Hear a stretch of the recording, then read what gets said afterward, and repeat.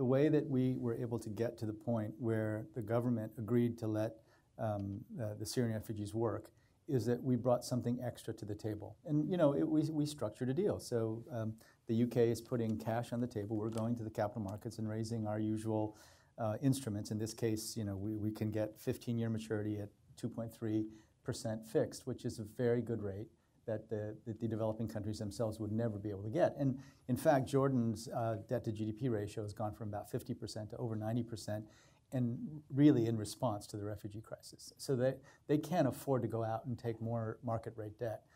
And so they were in a situation where there was a bargain that was reached, and it was that we would provide a 15 to 20-year instrument at 0% interest, and we'd use that to actually try to then attract other sources of private capital, build some kind of capacity, and we're looking at this very carefully about what kind of industry should be built in these special economic zones.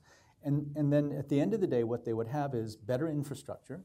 They would have the capacity to provide Jordanians with jobs, and then potentially, once Syria calmed down a little bit, that they would have new sources of not only jobs but of revenue from setting up these centers. So it only made sense at this point, and so then they agreed that the Syrians, there would be a path for them to be able to work.